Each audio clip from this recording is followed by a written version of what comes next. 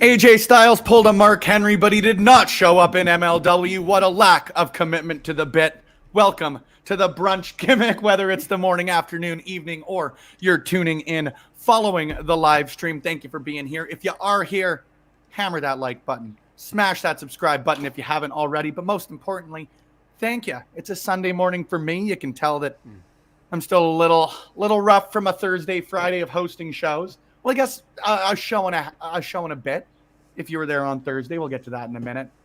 But like I said, thanks for being here. Throw your comments in if there's anything specific you want to chat about in professional wrestling. But most importantly, say hello to my co-host for today, Lawrence. It's the Spencer and Laurence Show. Yo. The longest running episodic program on Love Pro Wrestling. It's good to see you, brother. How are you? I'm good. Had a chill Saturday after this. I think I'm gonna go get ice cream. It's a nice day outside. I'm gonna go for a long walk, grab some ice cream, and then watch some more GCW at 5 Eastern. Hey, I do not blame you. I'm going to be trying to dual screen it a little bit tonight because, of course, and knock on wood, my beloved Edmonton Oilers are one win away from capturing the Western Conference Finals championship, becoming Western Conference champions. I don't know. I can't talk. I do love hockey, but so I'll be dual screening this evening. But I haven't been. Hello, sorry, my dog's very distracting. If you guys have like I said, any topics you want to chat about, please let me know. Of course, we can have some Oilers talk here. We can have some Canadians talk. I just don't know what we talk about at this point, buddy. I'm sorry on that end of things. But let's chat free agents because it's my favorite part just to sort of tire over a little bit of the hockey season. Obviously, this is the coolest time of the year for the on-ice stuff. But free agent frenzy, the draft, sort of July 1st, late June area of things it's my chef's kiss in the hockey world. And we're getting some free agent frenzy right now in the wrestling world. Becky Lynch, a free agent right now. Chad Gable, purportedly a free agent by Friday. We've heard rumors of a ton of people, obviously, potentially having contracts run out in All Elite Wrestling. Arn Anderson already announcing, Jake Hager announcing that they're already going to be taken off when their contracts expire. It's pretty wild, man. And I think that, again, with the hockey comparison, it's the greatest time right now to be a fan of the in-ring, the on-screen wrestling product. But, I love this stuff. I love the potential of a Becky Lynch or Rebecca Quinn or whatever name she would maybe go by on the indies showing up in a TNA or an AEW. It is a wild time to be a wrestling fan. And the coolest part, you can't really take the cliche, never say never in professional wrestling. All of these people that we never expected to show up in All Elite or in WWE, they have. We never expected Jordan Grace to show up in NXT this week. She has. We hardly even knew officially that All Ego Ethan Page had left All Elite Wrestling, and he's showing up in the main event of NXT.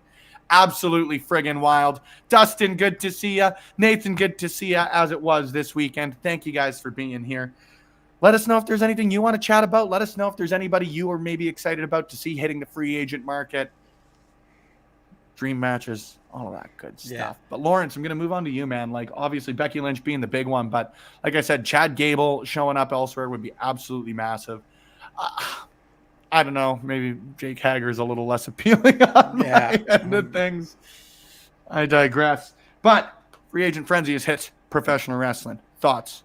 Like, I think Chad Gable is the more interesting one right now because, like, Becky wasn't, like, she was finishing off a story. Like, she was supposed to be on vacation, just came in to fill in a hole in Rhea Ripley's injury, whereas Chad Gable is actively one of their biggest heels on Raw, if not the biggest heel on Raw right now, in a, like, massive storyline with Sami Zayn, which they've been telling over several months. And the fact that he is not signed yet going into Friday, like 2 weeks from a pay-per-view where he could potentially win the title off Sami, like it's very interesting that, like, the timing of all this. Like, I think they're both going to resign to WWE. I'd be shocked if WWE just let him walk. It would be very surprising that, like, it's like the most organic sort of just through raw talent and just likability and just being great at what he does. Like, the closest they've gotten to Kurt Angle, I think, like, ever. Like, they have something with him. I think Jordan is the closest we've gotten to Kurt Angle. Yeah. Rough times in professional wrestling. Yeah. I don't disagree, man. Like,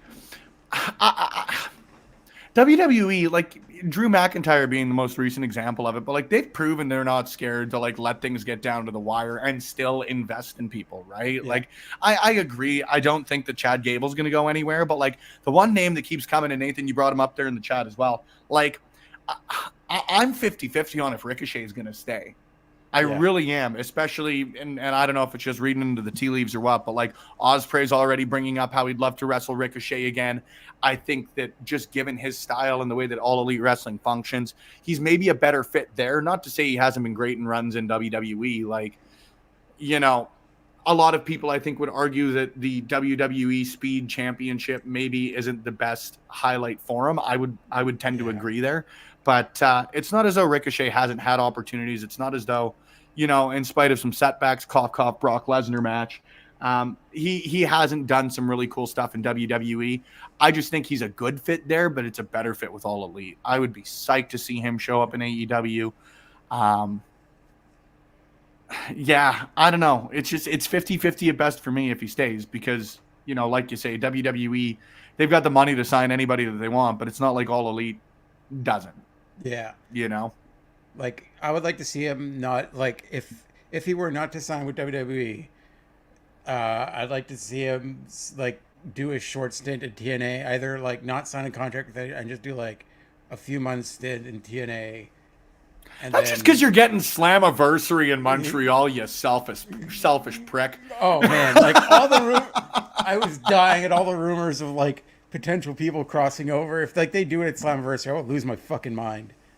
Man, I still stand by the fact, and, you know, I did say it before, but obviously now it's been reinforced, double, triple, quadruple, whatever, pull. Dude, I would be shocked if you didn't have someone like, I know there's people outside. It's okay. You can hang here.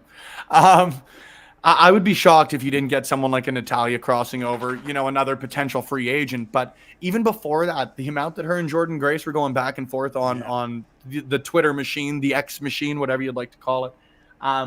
I'd be shocked if someone like a Natty doesn't show up, or a Roxanne Perez in maybe a rematch for the title match. And when's Battleground? Next couple of weeks? No, Battleground's next Sunday. There we go. So next weekend. Yeah. But I'd almost be more surprised if someone didn't show up at Slammiversary at this point. And, you know, Canadian bias aside, Natty showing up in Montreal as the first true crossover of that would be a massive moment. Yeah. And, you know, there again, I don't think there'd be anyone who people wouldn't be excited to see crossover. You know, if, say, Wes Lee were to show up, I think that would be rad. But, like, there are a lot of I think there are a lot of benefits to potentially having Natty. It'd be a great moment for AJ Styles to show up there. Again, he should have shown up in MLW if he wanted to go full Mark Henry. We'll talk about SmackDown because that was I loved it so much. Speedball versus anyone from WWE at Slammiversary would be awesome. Speedball versus anyone is awesome. I think we all know the bias we've got for that professional wrestler, that individual here on Love Pro Wrestling. But yeah, I think he would be. Again, I don't think there would be many bad matchups. Yeah. Obviously, we've all got our dream ones, but it's just cool to be talking about these as potentials, right? Whether we're talking about free agency or whether we're just talking about working relationships like this. Especially, and I don't mean this as any sort of slight, but like AEW has always proven they're very, very willing to work with other promotions, whether it be Impact, TNA, anyone in between. But WWE has been very protective of that over the last few years, right? And it's cool to be seeing them specifically doing this, A lot of people saying, what about the main roster? Like, if you're not cool, it'd be rad to see Jordan Grace show up on Raw or SmackDown. Absolutely. It was just as cool seeing her show up on NXT. Yeah. Like, her and Roxanne Perez are going to tear a goddamn house down. Like, the timing of it was perfect, too, because you just had them, like, everyone was just talking after the draft that they just lost some of their biggest stars and biggest, like, names of, like, reason why people tune in for the last, like, few months and like, last year. And, like, this definitely gave them, like, a massive shot of, like, electricity. Like, you've got two big names showing up, and Ethan Page, who's going to be staying there. It looks like it's going to be there for a little bit. Like, he says he's not signed. But, yeah, I don't believe that's true. Yeah, I don't believe that's true. I don't believe that's true for a minute. I wouldn't. Triple H wouldn't let somebody just walk in and walk out. Like, no, you know what? I believe it was Fightful that said he had signed. Yeah. Best $5 in the biz. FightfulSelect.com. I'll continue to promote them. I like those guys. They're good people. Happy belated Joel Pearl. Yeah. Happy birthday, Joel. Belated. It was yesterday. I know. I wished him happy birthday yesterday. Good. Good. I stole his gimmick. Thief. Can't say I'm shocked though. Yeah. But yeah, I would be shocked if we didn't see someone show up at Slammiversary. I got to be honest with you there. I really, really would be shocked if somebody didn't show up in Slammiversary. Again, I keep going, and Wesley would just be cool to see the Radicals back together. Yeah. Like, I mean, or the Rascals, the Radicals, Jesus. You could have... Come at me. I earned that one. Spencer's stupid moment of the day. You could have I hope it's my single stupid moment of the day. Yeah. We're gonna keep fingers crossed there. Could be wrong. Been wrong before. Will be wrong again. I mean, Dustin mentioned Speedball, but like you can have the Bizarre World match of Speedball Mountain versus New Catch Republic. That's her name. No, that'd be a very, very lit and fun time. Yeah. The Rascals are radical. You're right, but also I should get their goddamn name right. Good morning, Dash. Good to see you. Happy Sunday. Happy game day for a fellow Oilers fan. It's going to be a good time tonight. I'm real excited, man. Playoff fever in Edmonton. And I'm sure Montreal or Toronto or frankly, any Canadian fan base would say this. I mean, maybe not Toronto. They haven't seen a third round in, since color TV was invented. But God willing, never will. A playoff fever in Edmonton is something different. It really, really is. Yeah. So yeah, I'm sorry. Go ahead. I remember fucking that dumb dipshit Nikita Kucherov got mad at how excited Montreal was when we finally won a Stanley Cup final game, and he's like, "Oh, they're celebrating like they won the cup," because he does not understand. He lives in joyless fucking Florida, where no one knows hockey exists. No one knows they have two teams. Hey, I will argue that Florida's got some, like Florida and Tampa both have some pretty great fan all bases. Canadians. Any fan base that throws rats on the ice, I am completely fine with. That is a good time. You know what? Lots of love to the Alberta Beef. Lots of love to the Octopus. Rats. Rats raining down from the sky. I hate rats, man. Drive me crazy. I was crazy once. Good morning, Ophelia. Good to see you, friend, as it was good to see you on Friday and Thursday this week. But, hello, sorry. This dog is very clingy today. But yeah, free agent frenzy. I said this, I think it was the last stream I was on, maybe last Sunday. Um, I would love to see Becky Lynch show up as like free agent Becky Lynch in a couple of places. I think of anybody, she is the one who is going to be as close to a guarantee as possible to go back to WWE. But it would be incredible. I truly stand by the fact, man, like she is the I really would put her and Trish Stratus as like the only two who are like the greatest women's wrestler, at least as far as North America goes. Yeah. I really, really would. Of all time. Like Becky's a Mount Rushmore talent. And I don't mean this again as a slight at Sasha Banks, Mercedes Moné, but Becky is even a different level than that, I think, if she were to show up anywhere else. And I don't know. I'm here for some chaos. Absolutely here for some chaos.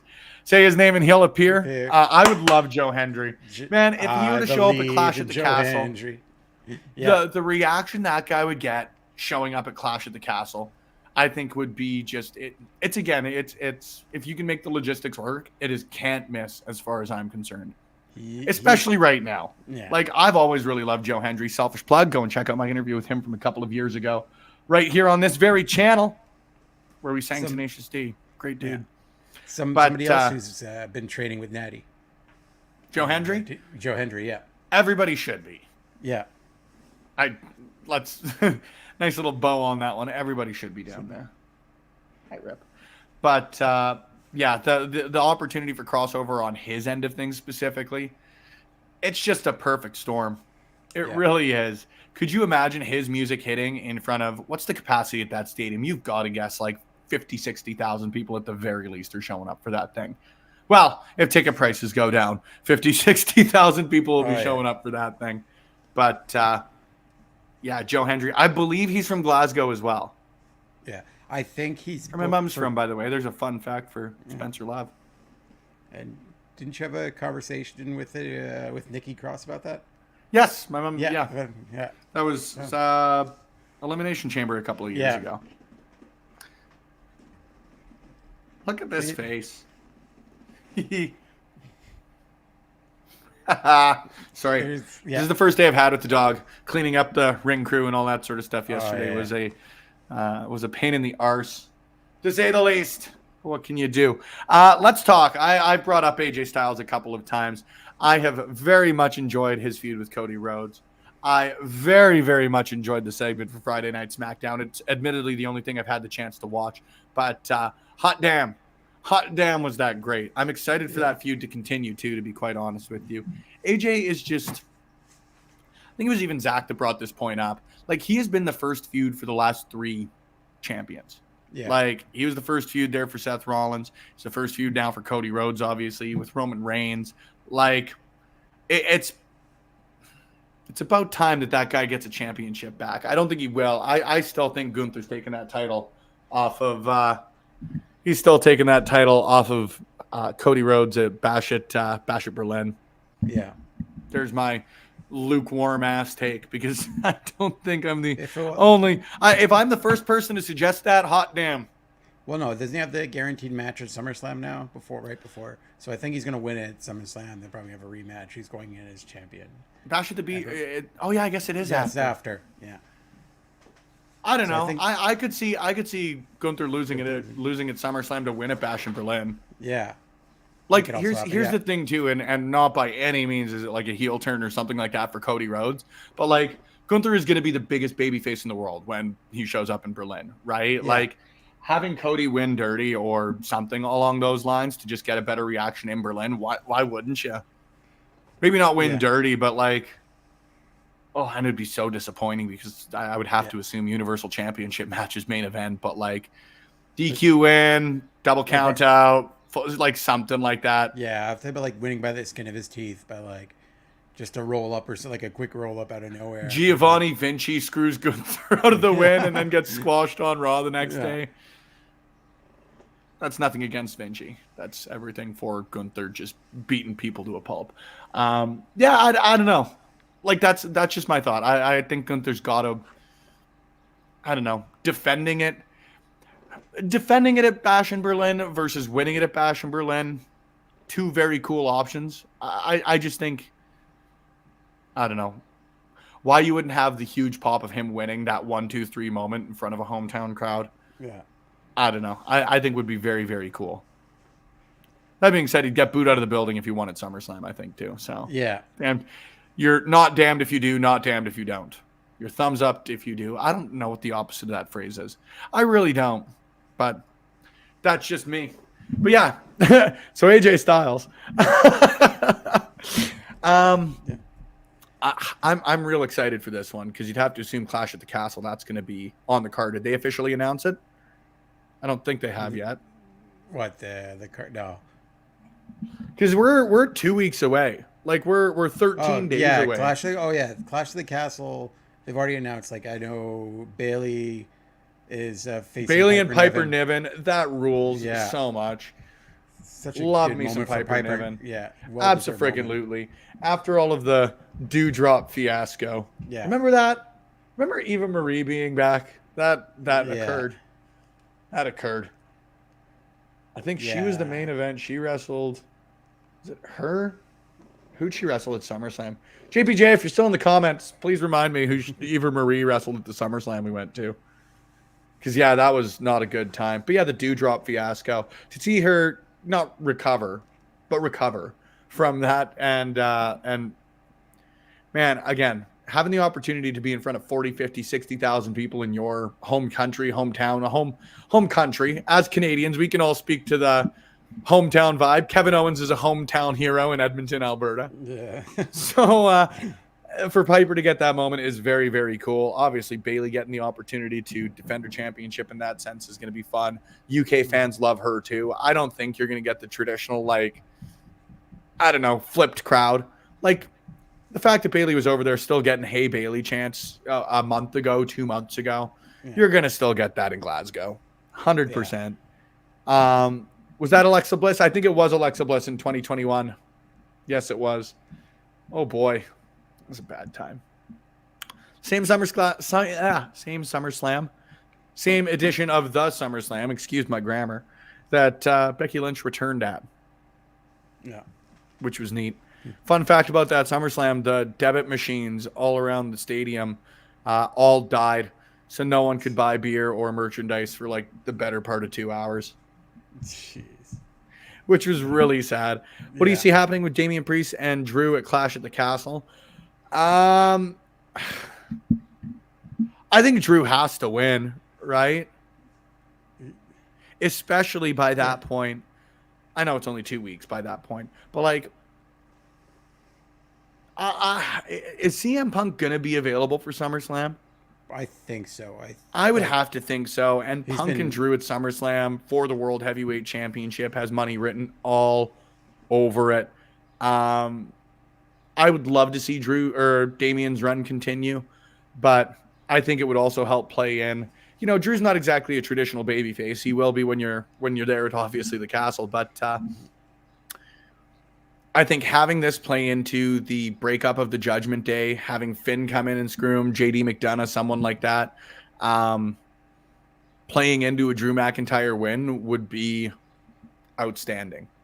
Like, Drew deserves, and wrestling's not a meritocracy by any means, but Drew McIntyre has had moment after moment after moment, some by circumstance, some by booking, taken away from him. And if he's finally going to get a big win in front of a hometown crowd, this should be it. This should be. You know, you can only burn that bridge so often. You know, in the long run, it turned out to be the right decision for Cody Rhodes to lose at 39. In the long run, it turned out to be the right decision for Drew to lose at Clash at the Castle last year. But you can only burn that goodwill so often, I think. And we're still riding high off of the Cody Rhodes win at WrestleMania, but doing that to Drew McIntyre while Drew, I think, is doing the best work of his career, I think that would slow down a lot. So I would love to, and I think that Drew is going to win at Clash. Hope he comes into his old theme. I've always hoped he's going to come out to Broken Dreams. I think you might get the same sort of version where you get the little bit at the start, but he'll still come out to his current. Yeah. I still think most wrestling fans would be on the side that Broken Dreams is an all-timer. Lawrence, do you disagree? Do you disagree, or am I right again? I'm middle of the road about that song. I'm like one of the only one that's like, it's fine. It's no oddities theme, but Yeah, I don't think it would work with his character. That's the thing. I don't think like he's definitely a heel now. Like he's definitely, especially his next few feuds, like after Damien, it's gonna be like against CM Punk is probably gonna be the heel. And getting them that big pop of like having that theme song back. I think he should constantly like neg people with it. Like start playing it, then go back to his old theme and never actually do it. is he the heel in the feud with Damien? I think it's like they're. I think it's I don't know, I think man. it's, like he's a tweener, and he's like they're both. I think regardless, heel. you know what, man? It's gonna sound very dumb to say, but like it's going to be very hard for Drew McIntyre to get booed in Glasgow. Scotland. Yeah, exactly. Like no matter what. Again, it's same sort of thing as we talk about with Gunther. Like no matter, well, I guess not no matter, but there are very few things that Drew McIntyre could do, and even less ethical things that Drew McIntyre could do to get booed in Scotland, you know? So I think I don't know. I'm just of the belief that in wrestling, if you have the opportunity to,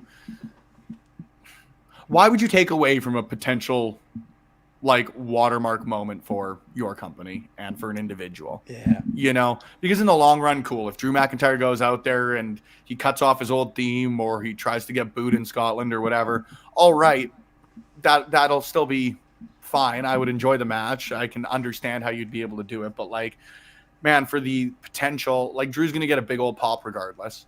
I don't know why you wouldn't try and play into that. Have Drew get his babyface moment because again, that'll be a one-off. He's good enough that he can come back to the United States or Canada or wherever and start to get booed, you know, on August 4th or 5th, whether I think SummerSlam is a Saturday. So the 5th on Monday Night Raw, right? Like, especially like you say, if he's going up against CM Punk, it's all in the opponent.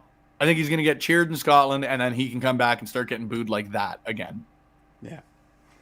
Like WWE, especially recently, has been great at like even if the person is like a heel at the time, leaning into like their one hometown show where they're more of a baby. Because like what they like always used to do is have them come out before the show and just shit talk the local sports team, like they used to do with like Edge and Christian, where they're in Canada or Toronto and they're heels. They would have them like before the cameras start rolling.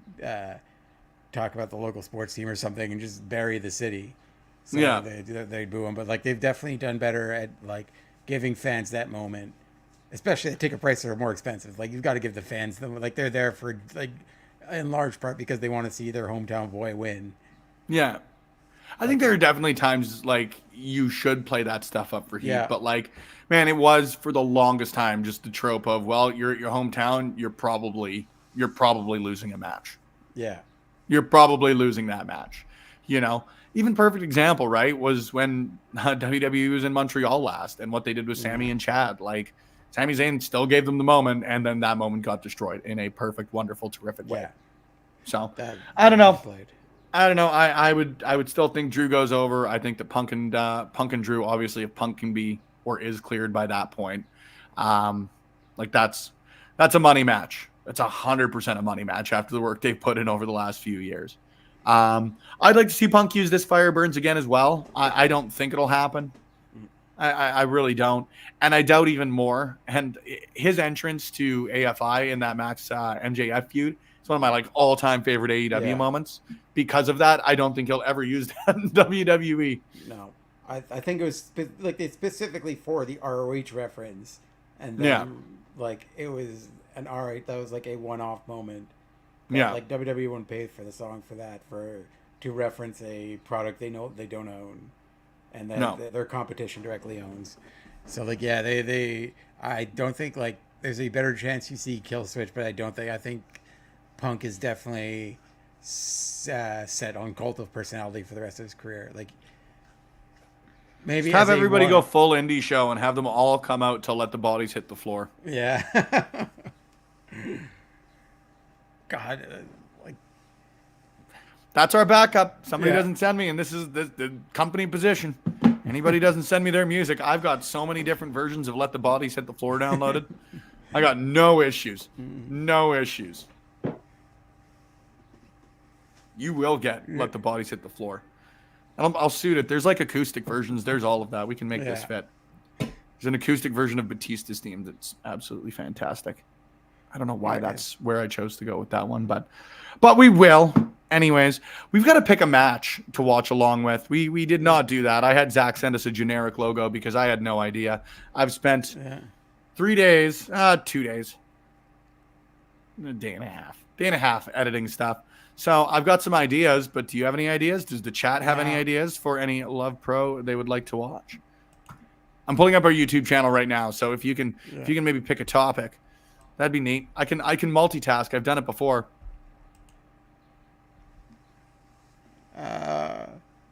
Wait. Let me see if I've got the Clash of the Castle. Well, we've got we talked about it a little bit. With Ethan Page showing up, and I felt that was one of the better, his video that he did even makes, when he was it announced he was sort of released, and he did the fake teary-eyed video that he put up, and did it as an advertisement for his either a show he's gonna be at or toys or something. Yeah. Yeah, he Ethan Page just rules, dude. Yeah. I always, and I'll always say this, but sports entertainment is by no means an insult. WWE is much more sports entertainment than All Elite Wrestling is wrestling, if that makes sense. Yeah. You know, one's very based around the in-ring product, what happens just within the proverbial squared circle. One is very much an entertainment product. Yeah. But I think Ethan Page is going to fit in much, much better with an NXT, with the WWE than he did in All Elite. Even with the Men of the Year, a very, very cool product, a very, very cool alignment. I still have a lot of time for Dan Lambert, to be honest with you. I had fun while he was there.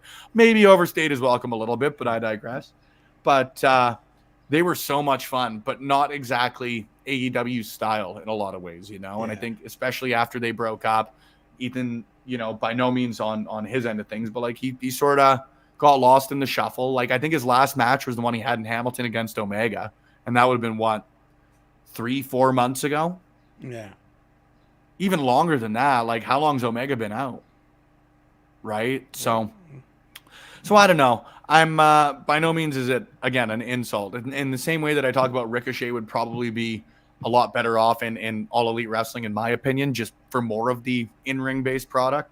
I think that Ethan Page is going to fit like a glove with NXT. Yeah. I really do. And both do both things great. Let's just get real here. I'm enjoying what AEW is doing with Toni Storm. I mean, in the nicest of ways, is certainly not strictly an in-ring performer right now, if that makes sense, right? She's there for a bit of the more sports entertainment side of things. And WWE's got a lot of incredible wrestlers, a lot of incredible in-ring matches. You know what I mean. Yeah. I would at least hope you know what I mean. What do you mean? Justin Bieber, 2009. Dan Lambert was awesome. I agree with you, Nathan. He was a lot of fun. Again, I think that by the end of his run there, he had sort of overstayed his welcome. And I did not like that whole UFC fighter friggin' run that he had when it was Paige Van Zandt and all that sort of stuff. No offense on their end, but man, that was not for me. I watch wrestling and I'm not much of a UFC fan, so I'm sure it would hit different from someone who might be more of an MMA person, but man, ain't my thing. I ain't here to yuck anyone's yum though. If you're a UFC person, I like the UFC, but also they're never gonna get another dollar out of me because it's those crowds and those events now are just Republican national conventions. I don't disagree there. They literally give Trump his own walkout music whenever he shows up. Last night, they give him his whole entrance and walkout music. And that's convicted felon Donald Trump. 34 times convicted felon Donald Trump. Shaquille O'Neal number of times. But we're not a political show here. So we're going to avoid on that end of things. Yeah. Mostly because I don't want to. It's 11 a.m. on a Yeah. Sunday. I'm not. When people ask why I don't like MMA but love wrestling, it's literally just that I like my fights to have storylines. Yeah, and you know what? I wouldn't say it's a weird way to put it. Like I used to be a UFC person. I was a really big Chuck Liddell fan, GSP, Anderson Silva. Like in sort of the earlier, not the earliest, but the earlier days of the UFC, I quite enjoyed it. And you can certainly build a storyline around a fight like that. I think honestly, Conor McGregor is a master of that. He was able to make his own storylines coming in MMA. I don't know. I just like, it's a weird way to put it, but I'm a pacifist at nature, and I like that wrestling gives me the best of both worlds as far as the fact that I get my good share of violence, but nobody's going to be murdered or likely have a career ended is the best way that I can put it. Like GSP's. Nobody's going out of their way to do that. Yeah. GSP's run at the top of UFC was like special in Montreal. Like that was like, he was like a one-man Montreal Canadiens. Like I think I've told the story before, but like we were, like me and my friends, I think, I forget which fight of his was, but we're going to go see one of his fights. And it also didn't help that the Canadians were played before, but we go to like the sports bar that's not far from my apartment, like after work. It was like not far from where we worked either. And like it was like packed because like people had just left. Like there was no room at all. Like it's a massive bar too, so it's rare that it's like this packed. And they're like literally they sent the overflow across the parking lot to the strip club, which is owned by the same people. And I swear to God, they stopped the music for the main event with GSP. And just like had the sounds weird to dance to. Yeah, exactly. They were dancing to Joe Rogan's commentary. Like, let's stop these naked women. We need to hear big sweaty men touch each other. And like, it's wild that some of these people, a lot of those people are homophobic. Like they, in that moment, it's like we need to watch our big sweaty men go at homophobia is the weirdest thing in the world to me. Happy Pride Month, by the way, friends. Yep. Let's just put that one out there as conveniently, as awesomely, as often as we friggin' can. Support your friends. Support, be an ally every month of the year, but it's a good month to do it as well. We've got to figure out as well, too, Lawrence, and by no means is this me confirming anything here, but I think we should try and do something again for a 24-hour stream for the Trevor Project. That was a lot of fun last year. Although I will say this year, and I'm putting this one out here early, and I can do that. I am not taking the death shift from like, what was it, 1 to 4 a.m. last year that I was on. Oh boy, that was tough. Yeah. That was not lit, not fun. That was tiring. But should maybe look at doing that again too. I think that'd be a lot of fun. You know what? Ophelia, perfectly put. Wishing all the homophobes a super uncomfortable. Hell yeah. I hope this month isn't very fun for you when it comes to your homophobia. I hope no months are fun for you when it comes to homophobia. Come on, let's just get real here. Ooh, happy birthday to AJ Styles. He turns 47 today. That's MLW star. I'm not going to run with that joke outside of this episode. Don't get me wrong. Today is also the 10-year anniversary of the Shield implosion. Neat. Very neat, actually. I did not know that. Freaking a decade. That's wild. The Shield, and like, I've said this a few times. I just really started watching WWE and like TV wrestling shortly after that, after the Shield breakup, about 6 months after. But like, obviously because of that, Seth Rollins was wrestling in the main event. Like he was world heavyweight champion of the first pay-per-view that I ever watched. So wasn't all that long after the breakup, and diving back into the Shield's history and like the whole start of it was really one of the first storylines I enjoyed and really dove into. So it's been really cool. Again, it's one of those things. Nothing's ever done in wrestling, but to finally see like the real conclusion of that story at WrestleMania this year was wild.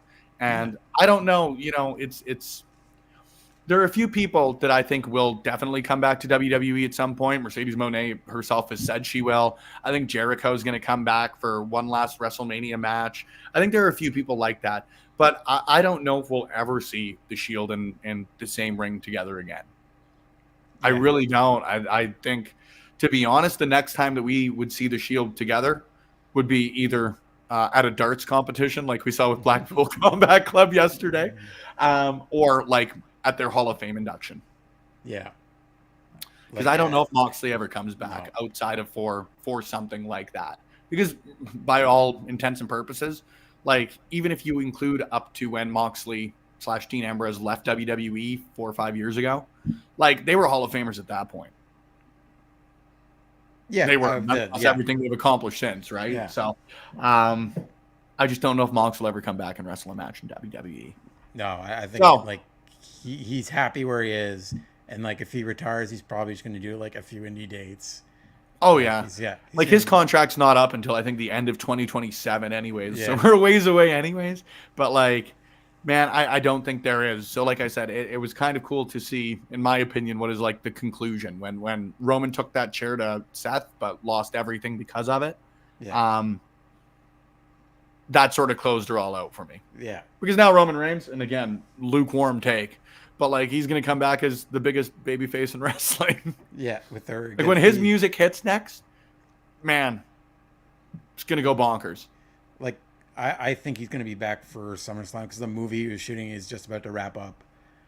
So I don't know if he'll be back like for an advertised match at SummerSlam, but like him returning to close it out. Yeah. Yeah. Like SummerSlam has been where some of Roman's biggest moments have happened. Yeah. That was one of the only, not one of the only, one of the biggest reasons that like, again, WrestleMania ended perfectly. But before it, I still thought that Roman Reigns was going to retain purely to carry the title to SummerSlam, beat Hulk Hogan's record, and then again, he's won championships. He finally overcame Brock Lesnar at SummerSlam. He's really tried to make, and WWE as a whole has tried, but Roman Reigns personally seems that, all right, see you guys. Drive safe. They're heading to a mini camp here, hosted by the Clandestine Wrestling Society. If you're in Edmonton, you've missed out on this one, but stay tuned to their social media for the next upcoming mini camp here in Edmonton, Alberta, Canada. But yeah, it's I'm real excited. I think the Roman Reigns return, like when he comes back, he's gonna have the babyface run that everybody in WWE wanted him to have. Yeah, like it's gonna be fun to watch that like bloodline, the technical. This like I feel is the actual like full on that they're building up to a bloodline civil war of like Solo's faction. And like Roman having to reunite with the Usos. I hope so. I don't know how long Jimmy's out for. Yeah. And I don't know if it's worth it to wait until then. Like not in a bad way. Maybe just like do you wait until the Usos are both completely healthy? I guess just Jimmy, but like, do you wait until that, or like Roman Reigns is obviously again the biggest name in pro wrestling right now? Do you just let him come back on his own and Usos come out? Whatever. I don't know. Yeah. I'm not here to fantasy book. I'm not good at fantasy booking other promotions. Like there could be an interesting like War Games match between both, like potentially bringing Jacob Fatu in finally. And you know who they should reunite with at that point? Sammy goddamn Zayn. Yeah, I was thinking the same thing. I think they bring back Sami Zayn is the fourth member of the Bloodline in War Games. I was thinking in my head, like who's going to be their fourth member? Who's going to be Sammy? It's Cody Rhodes. No, silly. Love me some Cody Rhodes. Silly idea. Sami Zayn. Yeah. Roman Reigns in a shirt that says "Feeling Usi" walking into the War Games is the man. That'll be the ultimate babyface run right there. I need it. I need them all doing the dance against like these straight up it'll be the thing Solo hated the most about the Bloodline. Like the reason he wanted to take over. It's because like Roman wasn't taking things seriously and talking too much and feel like showing too much emotion against like his lineup of straight up killers. Like, yeah, man, I'm excited for Jacob Fatu to like. I don't mean this as an insult in any way. I think they've done outside of. It's gonna sound like a silly way to put it. Like everything up until like he beat Cena, and after that. Like in my humble opinion, Solo Sikoa sort of dropped off a cliff. Like I think he lost something like 40 straight matches after beating John Cena. Yeah. Like it's almost like they should have gone the opposite way with it. Is like he should have come in and lost a lot and then beat John Cena and started winning a ton and then taken over the Bloodline. Like it's weird that was It's weird that was able to happen after he lost like every match. Yeah. Well, he was sort of like the victim of circumstance during the end part of the Roman Cody feud because they needed him. They need somebody to lose there at different But here's the thing. shows No, I and don't help. think I don't know how often. Like here's the thing. Outside of availability, I don't know how you can ever be a victim of circumstance in pro wrestling. Like outside of again like injury potentially. Like yes, Roman Reigns couldn't take a loss going up. Yeah, Cody Rhodes needed a bunch of wins heading in. But like, man, it's going to sound like a very silly way. A lot of people make a lot more money than me to make booking decisions. But like, you simply just don't have him beat Solo all the time. Yeah. Like, whether it's Cody, whether it's whomever. Like, again, Solo did not lose to Cody Rhodes 40 straight times, right? Exactly. You know, it's a much bigger conversation than the 13 minutes we've got left here on Brunch. But like, it's not easy, but like this is the biggest promotion in the world with the, I would assume, best writers, best production team, best all of that in the world. You've just got to find a way, at least in my opinion, to not have Cody or Solo Sikoa, lose 40 something times and then take over the bloodline. Yeah. Because even in stories, well, and whether it's true or not, but like I've been talking to Roman Reigns. Like what in Roman Reigns is having him look at you and be like, you know what? After this great run, you lost 40 straight times. Take over.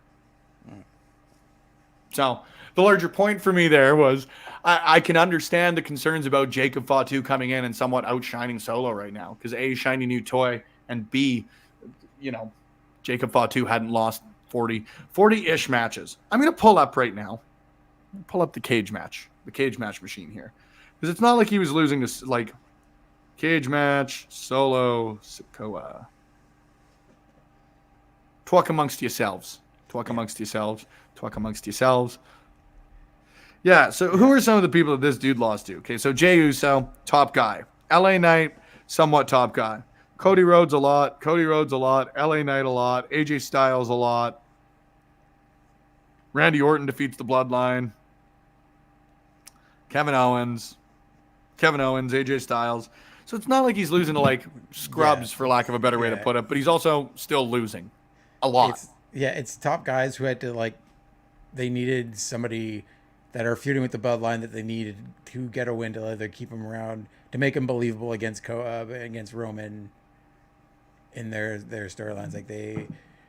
Like they already had, like it's because like, especially when booking companies this big, you've got several things going on. Like you don't want to make the Usos look too bad because you've got them going on one-on-one against each other. Yeah. Like they're building Jay on Raw, and they don't want him to take unnecessary losses, and like they want to make Jimmy look strong going into that match. So like, it was sort of like I get the logic. But also, like he sort of gets away with it too because he just looks the way he does and wrestles the way like he's always gonna look badass. Like fair, but like that, like I'm just more going into the point of like that's why I get why people are saying like, well, Jacob Fatu is gonna come, and whether or not this is like the actual backstage truth or not, the Twitter rumor, for lack of a more convenient, in the role. He's gonna be the Jacob Fatu is sort of gonna be the Solo to like Solo. He's gonna be like that, like Solo was to Roman, where you're like, oh, Solo could be the next head of the bloodline, and like Jacob could be that, to like be the enforcer character to it, where and like I don't know, the one he has to look again, over his shoulder to, the one that might but Roman Reigns is like, and again, I know that this is a different level, but like when you're the direct, like again, the comparison here with Solo Sikoa right now is like he is the direct next in line for the head of the bloodline. Yeah. Roman Reigns had like years, and even if you look at his run, you know, while Solo was there, he was like, Roman Reigns didn't lose a match. He got pinned one time by Jey Uso, right? Yeah. Like one time in 4 years, one time in the year and a half, it would have been that Solo was with them.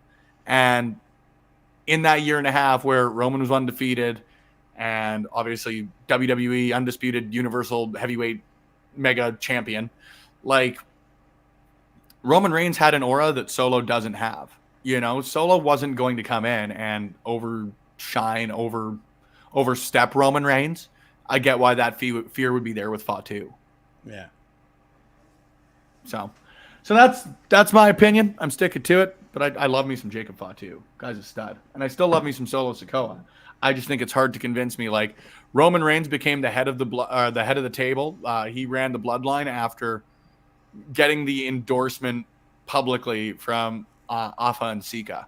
Yeah. And Solo Sikoa has never gotten that on screen. He has lost a lot of matches going into it. He was a very different set of circumstances than Roman had. Yeah. Not saying. Just saying. I'm joking. I don't think we've got time for a match, Lawrence. Yeah. Unless we start running Love Pro Wrestling Speed. Yeah. And that name's copyrighted, so we can't do that. We can't do that. That being said, who's gonna beat Ricochet? I think that Andrade is gonna take the Speed Championship from him. There was somebody else for somebody like Tommaso Ciampa, I think, is that other finalist. I don't know if that match is happening. No, somebody brought up Braun Breaker, like after watching him like spearing, like running in and spearing everyone, like he could win the Speed Championship. Like, he is a like high impact. He's great for like the short matches of just like beating somebody up. I don't hate it. I honestly, I don't even hate the concept of like the entire Speed program. I just think it's got to establish itself. That's why, you know, and again, I get it. I somewhat disagree, but like when Ospreay's saying like they've got him out there wrestling 3-minute matches on Twitter or whatever the exact quote was. I'm very loosely paraphrasing that, but like, I get it, but like, you got to give it a chance to start to develop. I don't disagree with the idea. It's going to be all about the execution. But even then, some of the matches, like oddly enough, Tommaso Ciampa and I think it was Ludwig Kaiser there a week ago or so. Like, it was a fun little match. I don't mind a quick little sprint of a wrestling match. Not everything needs to be 45-minute Broadway. Not everything needs to be Shawn versus Brett or Okada Omega. Like, I don't mind a sprint of a match. Yeah. They're fun. God forbid. Oh, no. Yeah, and like it's sort of a space of like it's just too bad they aren't doing more with Ricochet. Like, he's just getting lots of issues. Like, I feel he probably is going to be better off in either TNA or AEW going forward. Like, Ricochet and an X Division Championship match or an Ultimate X match. Like, I just want one. Yeah, just give me one. Exactly. I don't need a long run. Like, Slammiversary aside, like I don't need. I would really like to see him just because of the talent that's there. He can do a lot of cool shit in TNA. They don't have an Ultimate X match for Slammiversary, do they? No, they haven't announced any matches yet. Okay. Like, I think aren't there, like, if people are watching TNA recently, it looks like they're leading up to a Mustafa Ali speedball match for the X Division title. Yeah, which would be very, very exciting. Yeah. Like, if Speedball gets... Who was it for? Was it Prestige or Defy that they had their one-on-one for here a couple of months ago? I can't remember. Prestige, I think. I think so too, but I've been wrong before. Yeah. And I'm sorry if my information's wrong there, but either way, shout out Prestige, shout out Defy. That'd be an absolute blast. I think that Jordan Grace is doing an open challenge, if I remember correctly. Yeah. I think I heard that on Busted Open. I have so much catch up to do after the last week, but even if it turns out to just be someone, I shouldn't say just, but if it turns out to be someone from the TNA roster that answers that open challenge, like just playing off the intrigue of Roxanne Perez's open challenge as well. Yeah. That's just good booking. Good on him. That's just a smart little decision. LPW quick. Yeah. Coming soon to Nexopia.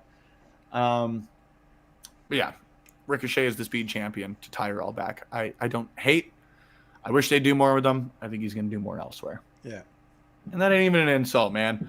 Again, it's a good thing when people have the opportunity to go to other promotions or go and do different stuff. You know, whatever scratches your professional itch, scratch that itch. Yeah. But coming up in the next couple of weeks, exactly 4 weeks to say the least, we got a lot of cool stuff coming your way, including LPW 28, Slam Unreal. We're paying tribute to Against Me, one of the greatest punk rock bands of all time. And we're doing it with a hell of a main event featuring The Thickness Reed Matthews challenging Lumberjack Larry Woods for the Love Pro Wrestling Grand Championship.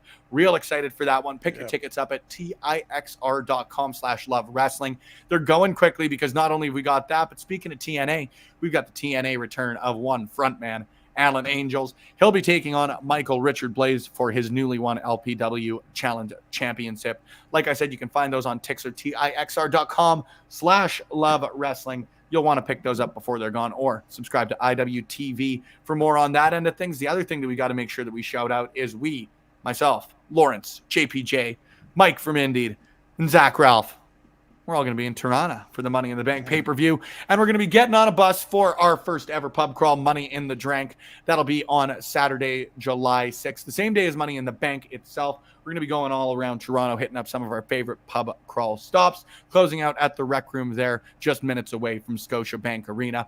But it won't just be us. No. It will be we will be joined by, that's a better way to phrase it, TNA Knockout, former TNA Knockouts champion, Jody Threat. It's going to be an absolute hoot. Got a lot of love for Jody Threat. She's a hell of a drinking buddy. I have heard on some pretty good authority. I'm that authority. So make sure you pick up your tickets. Head again to tixr.com/love wrestling for that. Make sure you throw us a like, a share, a follow, a subscription, whatever platform you may be tuning in on, watching on, following, or impending following on at Love Wrestling CA. You can throw me a follow at Spenny Love, but anything I'm doing, you can find on Love Wrestling. Lawrence, where can the people find you, handsome individual? Thank you for joining me on the Spencer and Laurence Show. It's very aptly titled, obviously. Yeah, it would be weird if you had somebody not me. The time you welcome to the Spencer and Laurence Show, featuring John and Mike. Yeah. Filling in for Spencer and Laurence. Playing the part of Laurence and Spencer. You can follow me at CartSandyG on all the socials on Twitch. I did a small stream this morning. Hung out with our good friend Ben Ortman, who's in the chat. Everyone should check out the last two episodes of Crossbody Pro Wrestling coming up. They did their live stream and they're cutting up into 2 episodes. Gonna be a lot of fun. And buy the tickets for the pub crawl, like you just said, as July is going to be very exciting for us here at Love Wrestling. It's going to be an absolute hoot. We're going to have lit and fun times. And you can tell they're going to be so because I learned newfangled slang for it. Anyways, we're going to be back here next Sunday, same bat time, same bat channel for another edition of the Brunch Gimmick. For Lawrence, I've been and will continue to be Spencer Love. Thank you for tuning in here on Love Wrestling. We will see you on the next one.